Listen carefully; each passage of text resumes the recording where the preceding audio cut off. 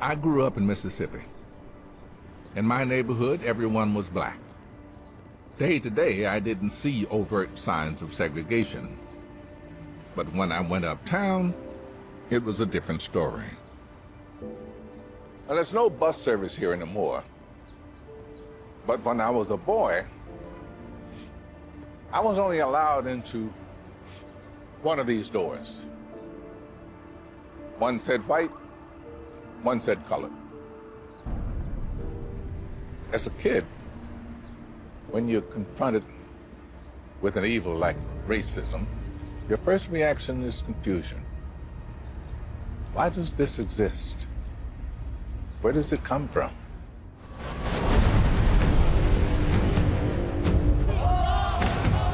For all of our capacity to do good, the urge to do evil has plagued human history.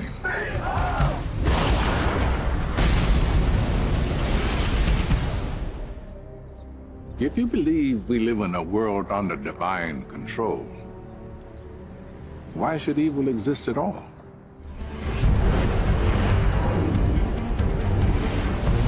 So I'm going on a journey to try to understand why evil exists. I know what you did. My question is, can you tell me why?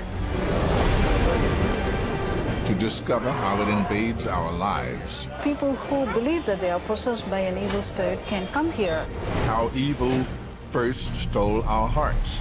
If you're lying or doing anything evil, your heart gets heavy, and with a heavy heart, you're not going to go to heaven.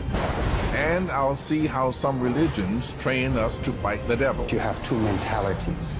One is good, and one is bad. To turn the darkness I did some incredibly terrible things. into light. You represent the hope of the world.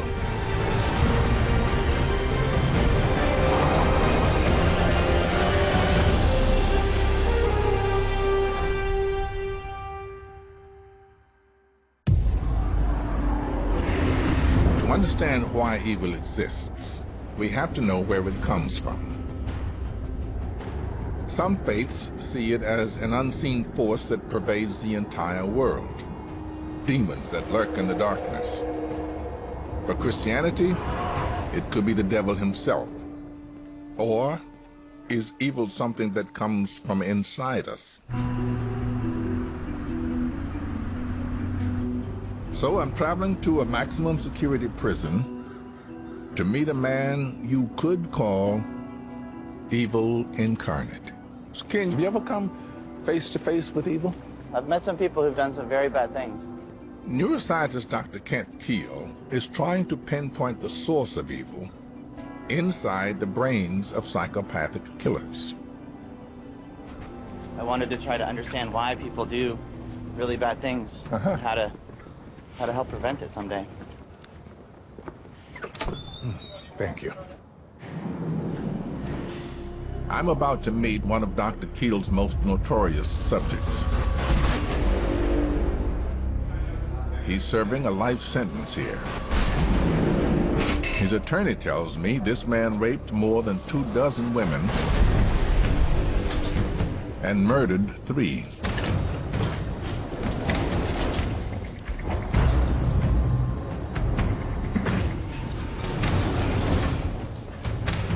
He's been in jail almost since he was a teenager, except for very short spurts, where when he would get out of jail, he would go back to the same behavior of raping, and eventually it evolved into murdering. Did he confess to these? He confessed to all of them. I'm not going to show you his face because I don't want to give any more notoriety to the man who committed these atrocities. But I want to know what can make someone do what he did. You know who I am? Yes. I know what you did. My question is, can you tell me why?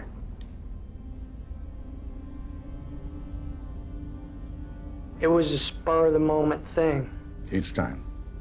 I didn't have any plan to go out and snatch anybody, commit any sexual violence against anybody. I had a desire, an impulse, and I wasn't able to stop myself from acting on the impulse. Let me ask you, at about what age did you start? I think when I was 21, 22, I was out looking for something to steal, and I just spotted a teacher who had stayed late. So I decided to rob her, kidnap her, and rape her. I just pulled over on an access road, and she fought back, slipped through the door, and I just turned around and took off. When did you first kill? Going on 27. I was going out to commit a burglary, and the crime happened. Kidnapped, raped, and murdered? Yeah. I'm looking for the correct term. It isn't guilt, it's remorse. Did you ever experience that you know of? I don't see emotions like everybody else. I don't feel them. There was no remorse. I think that I'm not wired the same as everybody else. So, Kent. Yeah. Is this psychopathic? In psychiatry, we have a way of assessing what we call psychopathy or psychopathic personality disorder, and the lack of empathy, the impulse control, the poor planning. He scores, in the 99th percentile. What makes a person evil? Kent has scanned the brains of 800 psychopathic criminals. This prisoner is the most extreme case he's ever seen. So this is a standard MRI scan. Looks pretty normal when you run through the MRI scan. But what we did is quantify all the different areas of his brain and to try to understand how dense are they, how strong are they, basically. This area of the orbital frontal cortex is very important for the formation of personality, for the control of impulses, for regulating behavior. These three bars that I show here, this is the average inmate, this is other individuals that we call psychopaths in the red bar. And you can see that he's really reduced. He really does have a different brain. And so he really does fit that 99th percentile. He's, 1 in a million, actually. 1 in a million. He's very rare. You've been in prison now for, what, 30 years? Yep. Long time. What if I said, I have a way to get you out? Would you want to go? I'd want to go, but since I did commit those crimes, I still have that capacity. Society wouldn't be safe. I don't have the same controls as you do, or somebody else does.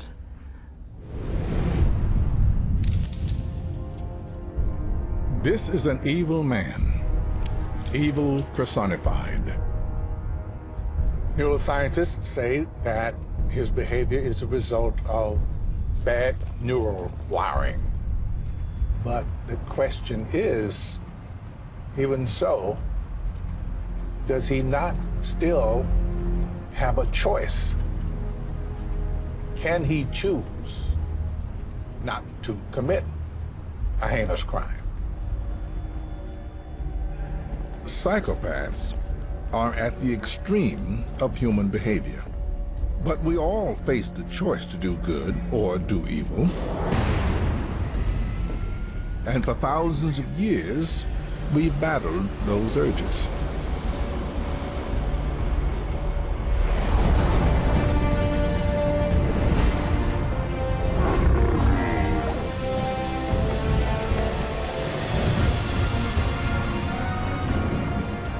I've come to Luxor, capital of ancient Egypt.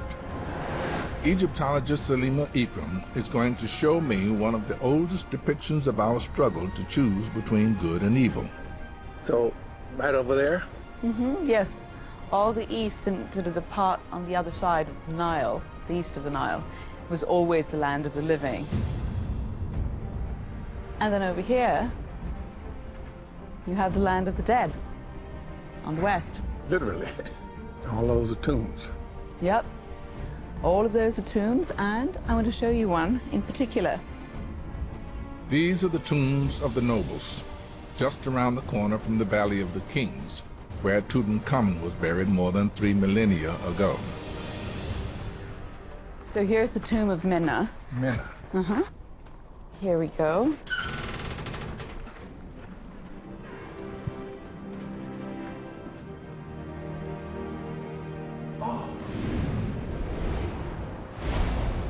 Oh, look at that. There we are. That's Menna over there. And he was the scribe for the god Amun, and he oversaw the lands of the god Amun, and also over here you can see this big harvest that he's checking out. It's great. They're harvesting the wheat. This artwork is 3,500 years old. Yeah, 1370 BC. And it hasn't been touched up. Those are his scribes. Those are He's his- overseeing the scribes. Precisely. And When I get back to the States, I'm going to be a hieroglyphic expert. you are, indeed. Now, let me show you a little something about how Menna gets to go to the afterlife. Menna's tomb includes a remarkable feature that Salima tells me I have to see. A scene where Menna would be judged on the balance of good and evil he had done. This is all funerary procession. Okay. And you can see his coffin being brought here. That's his coffin there? Uh-huh, that's his coffin. And then he's brought here, finally, in front of the god Osiris.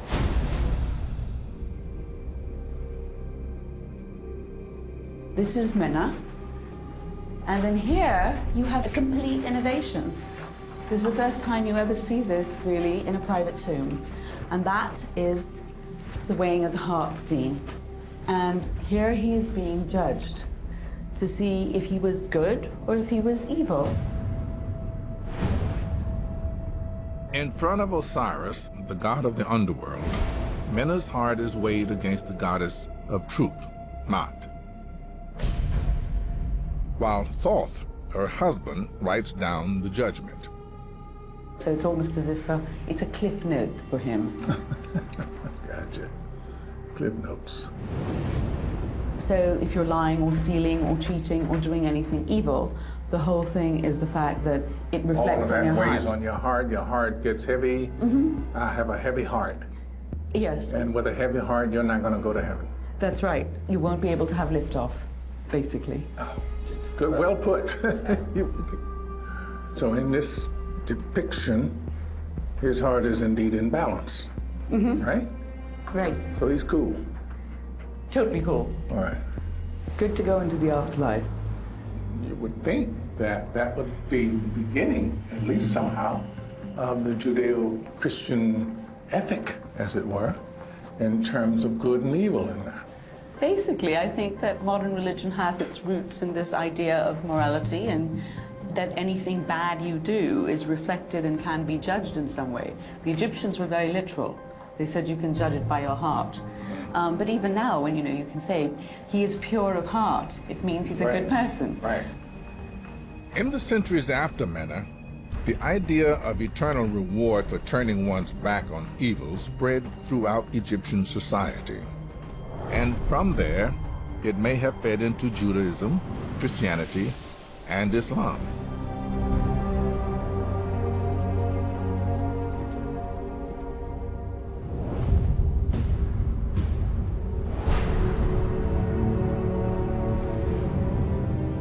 Weighing of the heart assumes that fear of consequences is the only thing that keeps us on a righteous path. Which makes me wonder, are we inherently good or inherently evil? In fact, that question is at the very root of the Christian faith. The early leaders of the church trace our tendency to sin back to Adam and Eve, who ate the forbidden fruit. original sin.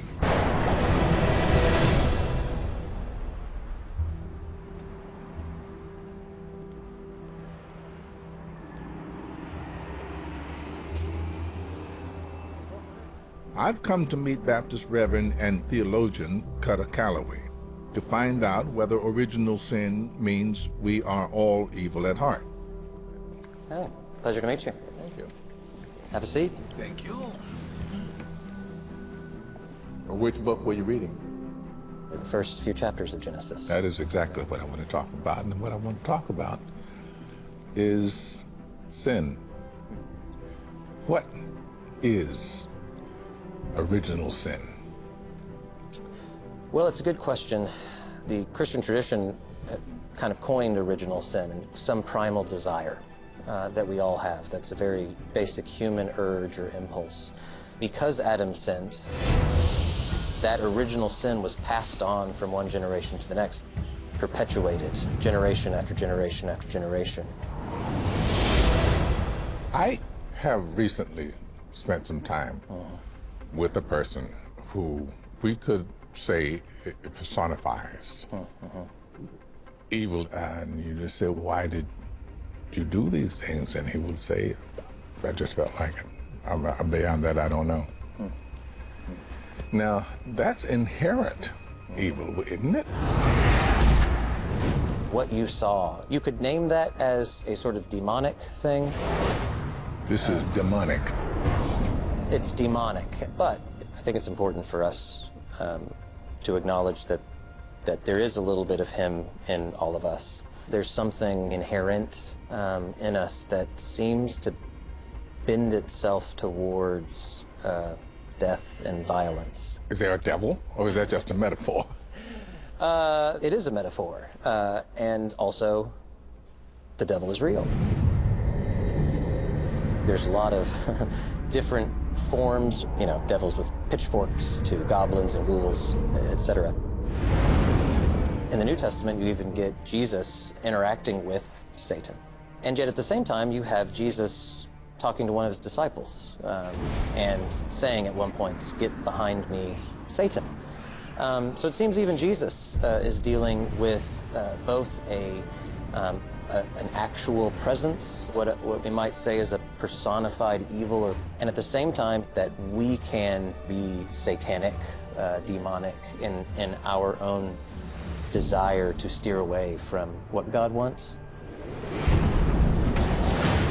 We are born with the capacity for evil inside us. Most of us struggle our whole lives to resist the temptation to do wrong. But there could be another source of evil in our lives. The people who brought us into this world. My dad was an alcoholic. Whether they are living or dead. Why does evil exist in the world? Is it because we all have evil inside us? Or does it come from somewhere else?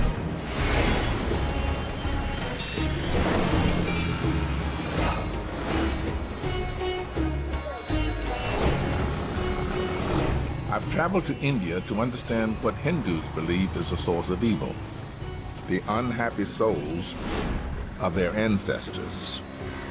I'm in the city of Varanasi to visit the temple of Pishash Moshan, where exorcisms go on all day long.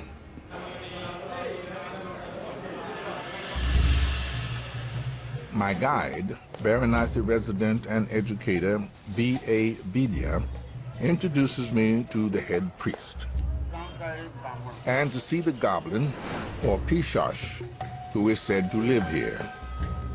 So there was a goblin for 15 years, was wandering around in pain. So he finally prayed to Shiva.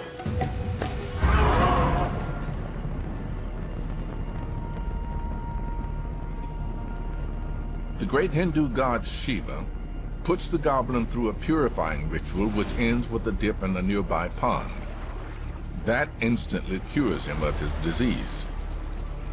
In return, Shiva orders the goblin to protect people near the pond from any other evil spirits. Now Shiva asks, okay, you're cured, So you're going to help all the people who suffer being possessed by evil.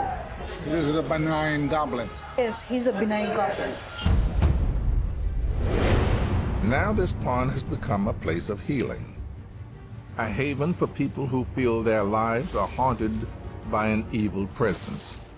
So here, you look at the water. It's brackish, but people believe that something is going to... Is that a term for it?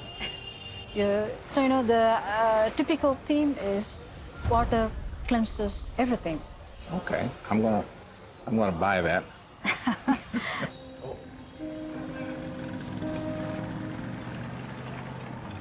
Hindus believe that when someone's death is traumatic or unhappy, their soul can become angry and haunt the lives of their children or other relatives. This can cause mental or physical illness, even financial troubles. The correct rituals, however, can liberate the unhappy soul and free the living.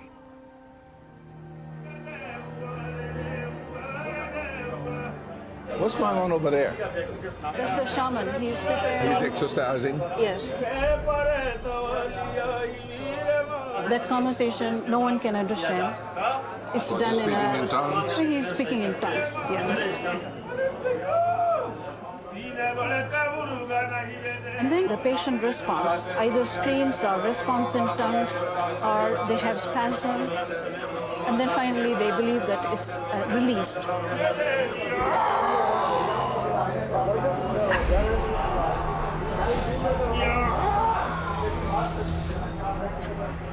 Most of the people who come here don't need a full-on exorcism like this man.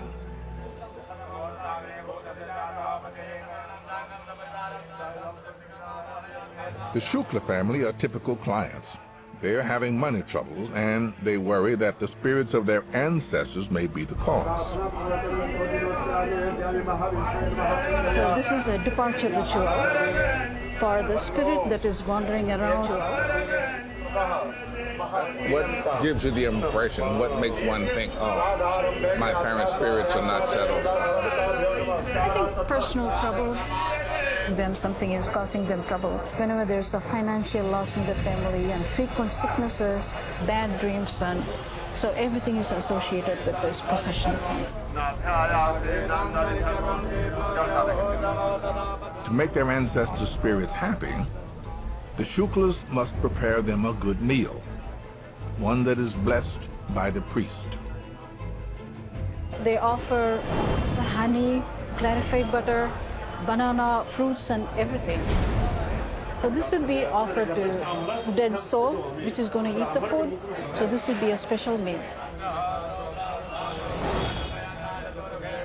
After receiving all the food, they offer a lamp and an umbrella and a pair of shoes. So here, every departed soul is treated like a real human being. It's welcomed. If the spirit is treated like a real human being. The ancestors receive what they need for their journey in the afterlife. After the Shuklas offer the food to the sacred pond and nail a coin to this holy tree, the unhappy souls of their ancestors are set free, and the shadow of evil lifts.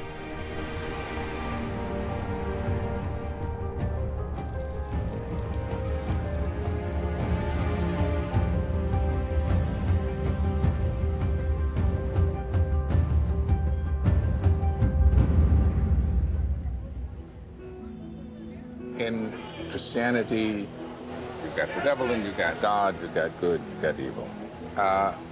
Don't seem to have that going on in Hinduism. In Hinduism, there's no dichotomy between good and evil. The same person can become good and evil. In a temple like this, even the evil is treated very respectfully and is treated caringly. That's very interesting concept, because I think it sort of frees us up to be better. Oh, yeah. There's always at the end the hope that even the evil can be liberated. and evil can be purified, like taking a dip into the pond.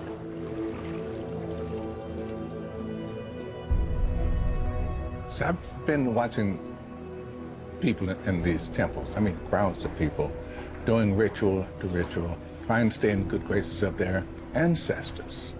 But the thing about it is, evil is not spurned. Evil is thought of as a spirit that needs help, just needs to find peace. Cool.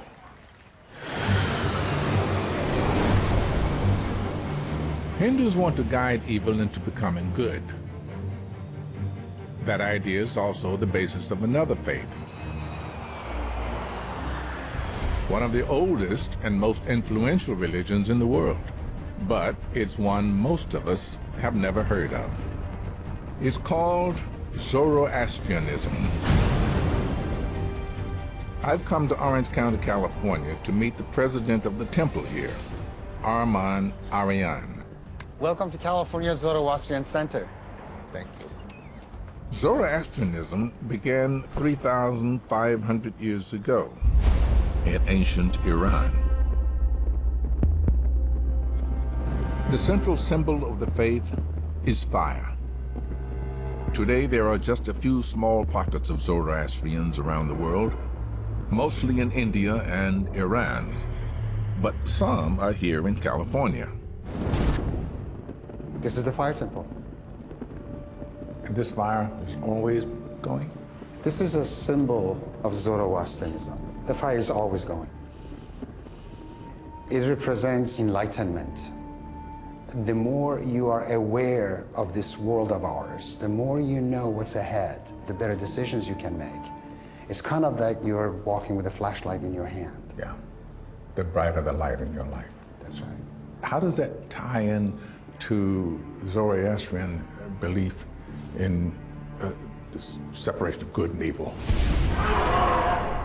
In the Zarathustra's school of thought, you have two mentalities, which were translated by Westerners as spirits. One is good and one is bad. They are principles. They are a way of behaving. So the Zoroastrian motto is good thoughts, good words, and good deeds.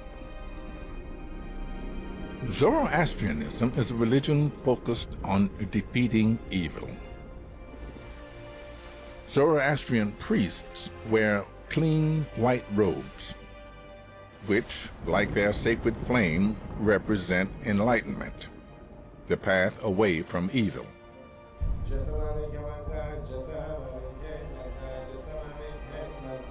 Prayers are still said in the ancient Iranian language, Avestan, which was spoken by its founder, Zoroaster.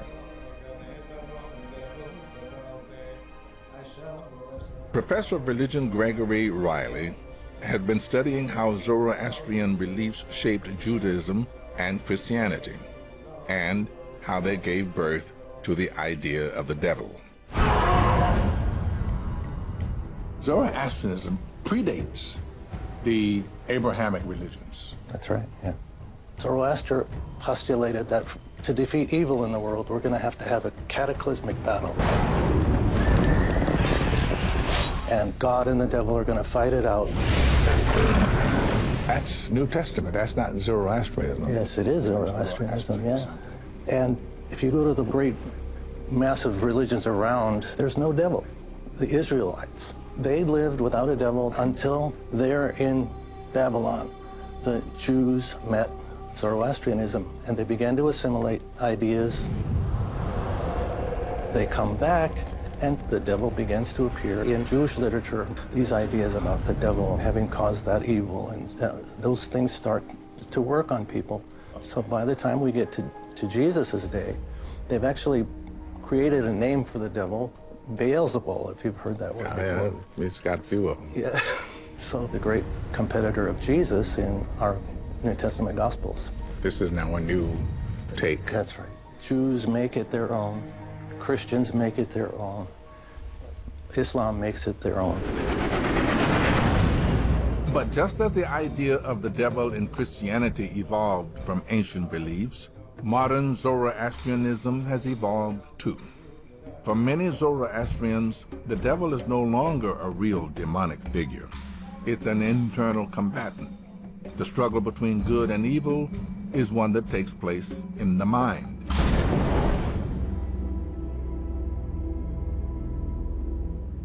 So the Zoroastrian motto is good thoughts, good words, and good deeds. And the order is very important because you start with a thought, you talk it with a mentor before you take any actions. This way you don't get yourself in trouble. And there is no Satan, there is no devil, something outside influencing us. Right. Meaning, therefore, that God is resident in each of us. Each of us. The Zoroastrian school of thought is not something in the past or future, but what we can do at this very time. All our problems in the world are man-made. Therefore, they should be solved by man. Can be, must be. To blame it on a supernatural force is not a Zoroastrian notion. Right. Zoroastrians believe that good and evil exists within us all, and we must make the choice for good. Each one of us has to purge evil from within us every day by doing good, doing the right thing. Purging the world of evil is not the work of messiahs, kings, prophets. It's the work of each one of us. Be we tailor, butcher, salesman, actor, whoever we are. I like that. But is it really possible to conquer evil without the threat of a real devil, without the threat of eternal punishment?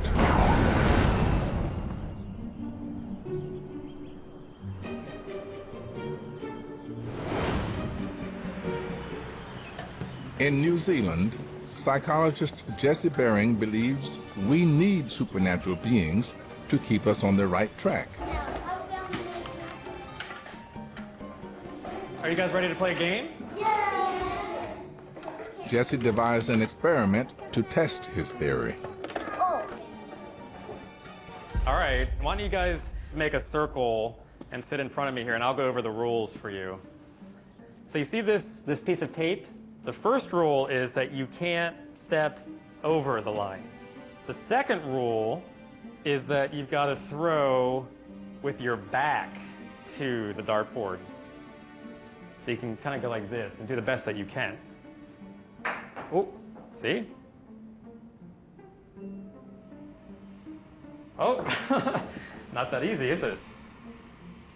You're going to be playing this game one at a time, and the person that gets the most points on the dartboard gets a very special prize at the end of the day. All right, we'll see you guys in a little bit. Jesse watches through hidden cameras to see if the children cheat. So here we've got a little boy, and you can almost see the machinations in his mind. Let's see if he does it. You can hardly blame a 6-year-old for doing that. He really wants the prize, thinks he can get away with it, and it's the normal child response. This little girl, look at her, she's going right over the line. And she's putting several balls on the board itself, and she's checking now to see if anybody's actually watching her or can see what she's just done. They think they're alone in the room, and why not cheat if you can get away with it, nobody's watching. But what if someone was watching? Jesse runs the exact same experiment on a new group of children, and an invisible supernatural being Now, before we begin, I wanted to introduce you guys to somebody really special who's in the room with us right now. Now, her name is Princess Alice. Have any of you ever heard of Princess Alice before? She's a very friendly, magical princess, and she's got a very special ability. She can make herself invisible. Princess Alice is sitting in that chair right now. So you guys go upstairs for now, and then we're going to bring you each down individually to play the game. With the kids believing they're under the gaze of an invisible princess, Jesse sees something remarkable. Now this little girl, she's being pretty good so far. Clearly not interested in breaking the rules. So here we've got a little girl, and she's actually touching the chair to see if maybe she can feel Princess Alice sitting there. Oh, she's saying Princess Alice, so she's clearly not cheating here. That's the power of belief. You know, these kids have never heard of her before, but all of a sudden she becomes real in their minds. Jesse's results are always the same. So what we've seen after testing hundreds of kids with this study is that kids that are told that Princess Alice is in the room with them when they're left alone are significantly less likely to cheat.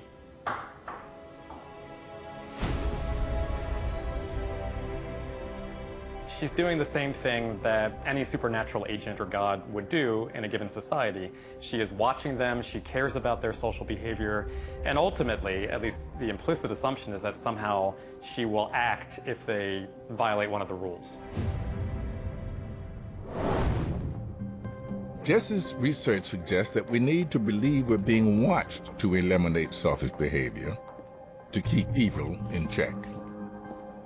So the proverbial question is, would you rob a bank if you thought that nobody could possibly know that you've done that? And I think if we're honest with ourselves, many of us would walk in there and actually take all that currency. An all-seeing, all-knowing, all-powerful, interventionist, moralistic deity that helps steer people in the direction of good behavior. The reward of heaven and the threat of eternal punishment in hell keep us on the right track. But what about those who have succumbed to evil? Can faith lead us to redemption? Or does evil mark us for life? I'm traveling the world to discover why people believe evil exists. Christians, Jews, and Muslims believe it's part of the human condition to be tempted to do wrong. Many faiths urge us to fight temptation, to put the greater good ahead of our self-interest. But can we actually rid ourselves of evil? In Sarnath, India, I witnessed how Tibetan Buddhists purged themselves of evil thoughts.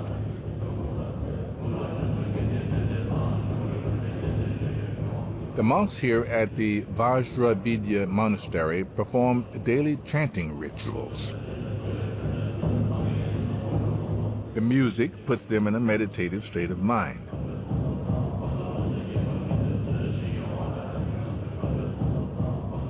Buddhists believe the urge to do evil stems from our ignorance of how our minds work.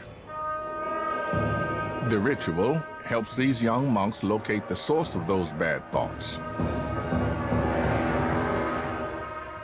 so that they can understand their cause and overcome them. But not everyone wants to fight their inner demons. There are plenty of people who seem to be hell-bent on doing bad things. Is there any way to change them? I've asked Kent Keel, the neuroscientist who studies psychopaths, to meet me again. I want to know if his brain scans give us a way to combat evil. I mean, we always accept evil as, there it is. It just is. There's nothing we can do about it. But could these brain scans be used maybe to intercept some young people before they get going on this? I think they can. When we understand the systems of the brain that are different in people who commit these bad crimes, it gives us an opportunity to try to develop a treatment for that. It's just like if if I injure my arm and this muscle gets atrophied, just like these certain areas of their brain are atrophied, I might be able to develop a treatment program that remediates that atrophy and fix it. At about what age range would you think, as an expert, you would have to start looking? Following Sandy Hook elementary school shooting in the United States, we were asked by the parents who lost their children there to do that study, to analyze brains of kids that we've studied who've killed other people versus kids in prison who have not. And when we did that analysis, I wasn't sure that we would find anything that different, but we really did. Certain areas of the temporal lobes, of the emotional areas of the brain, were underdeveloped, or they hadn't achieved a normal development. So when you say kids, what are you talking about? Are you talking about 14, 15, 16. Yeah, so that's the kids we were working with. Unfortunately, those kids had killed about 16 people. The neuroscience today is about 10, 11, 12. We think that we can help identify and separate kids that are problems versus kids that are just disruptive and are going to grow out of it. If you were a judge and you wanted to know, is this a high-risk kid or a low-risk kid, we could say this is a high-risk kid. And we now have a tool that can help us understand or can help predict the worst type of things that we all want to prevent, a homicide, a death. What we really want to be able to do is get better and better at predicting, and then that'll help us be better and better at preventing. Science may help identify those who are most prone to evil. But how do you turn your back on a life of evil?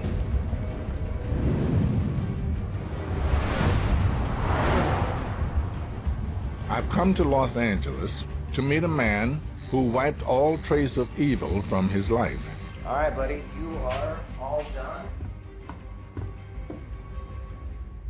I'm looking for Brian Widener.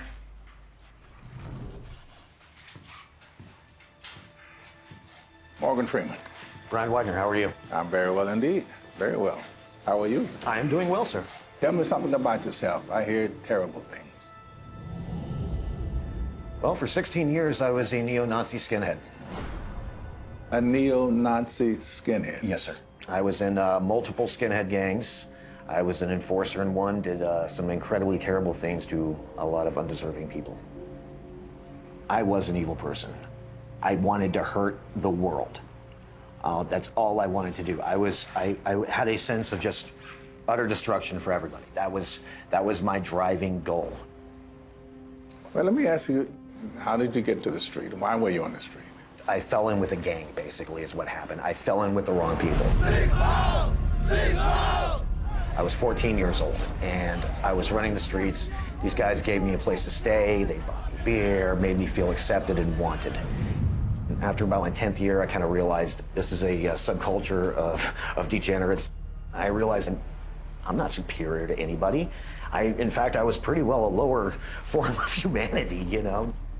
Okay, now we're up to 10 years after you've been running around with these people, and you had an epiphany. Tell me a little bit about that. Some really just magical things just kind of happened out of nowhere. Like? Well, I went to a skinhead concert in 2005, and I met a woman there.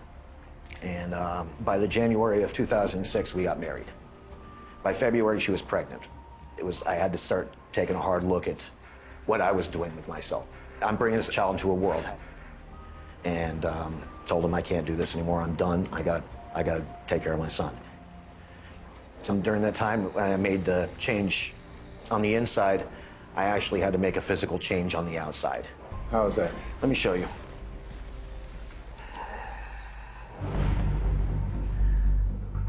That is what I used to look like.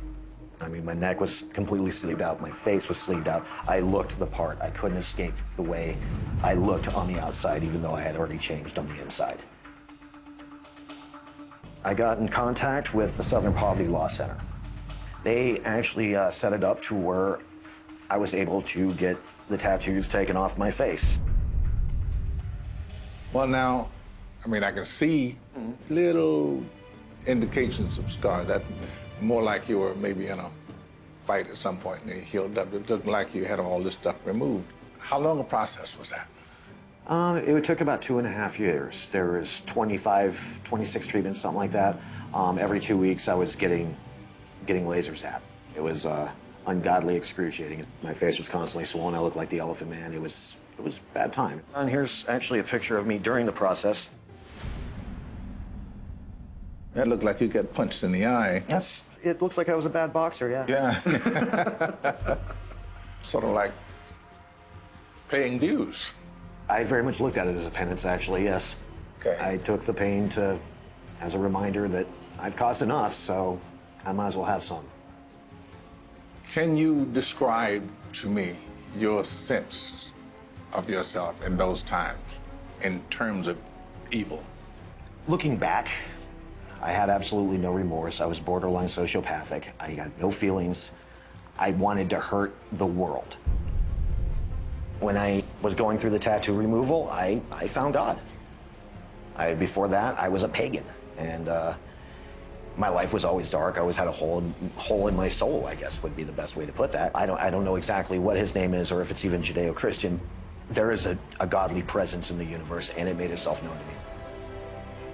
It may help me realize that there is good and evil in all of us. And my goal now is basically when I just leave this world a better place than when I got into it, you know? Just try to be a good person. That's all I can do, and I hope that's good enough. We have sometimes thoughts that evil just exists and there's no hope. But you represent the hope of the world. That transformation, that complete transformation that you yourself made.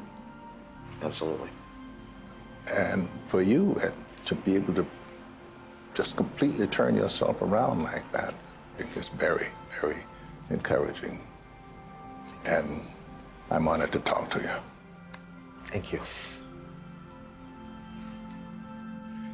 Well, I gotta tell you something I've been noticing. You're a good-looking man. Well, thank you. So are you, by the way.